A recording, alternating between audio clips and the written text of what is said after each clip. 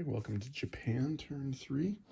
Japan has 46 IPCs to spend. They're going to spend 26 on 6 infantry for 18, and then 2 artillery for 8. They're going to spend 14 on a tank for 6 and 2 mechanized infantry for 8. And they're going to spend 6 on transport. Remember, they get a $1 discount on the transport because of their tech. They will be making 4 attacks, all of which are in China. Coming into Kansu with an artillery and a mech. They're coming into Shenxi with a tank and a mech. They're coming into Kwaichao with 2 mechs and a tank from Kiangsu, 3 infantry and 1 artillery from Hunan. They're coming into Sichuan with 3 infantry, 2 artillery, 1 tank from Yunnan, and then a tank from Kiangsi. So that's it. We'll set them up and get started. Okay, for the attack on Kansu, the Japanese are coming in with a mechanized infantry and an artillery, so 2 2s. Both misses. China defense. Misses. Hit. Hit. So Japan takes the territory with 1 casualty. Actually, I think I'm going to lose the artillery. I want the mobility of the mech. So they'll lose the artillery and take the territory.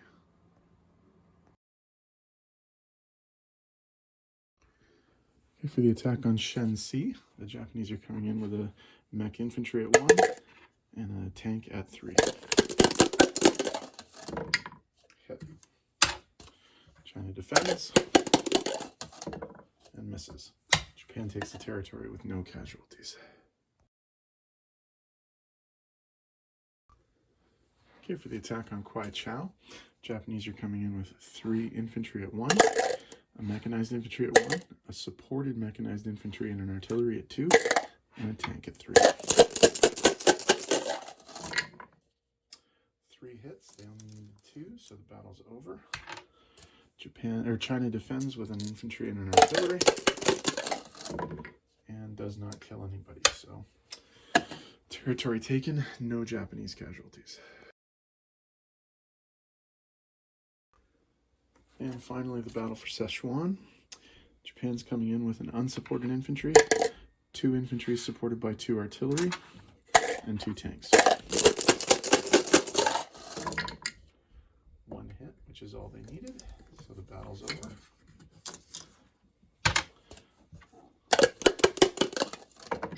And miss, so Japan takes the territory with no casualties.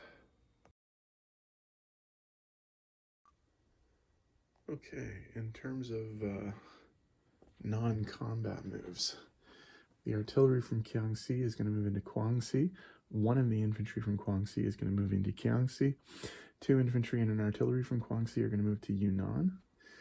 1 of the tactical bombers from Guangxi is going to move to Kiangsu. The strategic bomber from Guangxi is going to go back to Japan. And the 2 TACs and 4 fighters are going to fly into the Sea Zone 6 and land on all of the carriers there. And all of the fighters that are fighters and bombers that are on the carriers are going to land back in Japan. Okay, other things. 2 infantry, 2 anti-aircraft from Manchuria are going to move to Johor. 3 infantry and 1 artillery are going to load up on these transports and be transported to Kiangsu. 2 infantry from Japan are going to load up onto this transport and go south to land in Guangxi. 3 transports, 1 battleship and 2 cruisers are going to move north into Sea Zone 6. I think that's all the movement.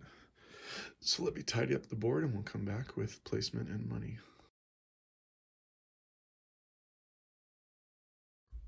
Okay, placement of new units. 1 tank and 2 mechs are going to go into Kiangsu. And then the rest will go into Japan proper. We have 1 transport. We have 6 infantry. And we have 2 artillery. Okay, in terms of the money situation, what we're dealing with here is, what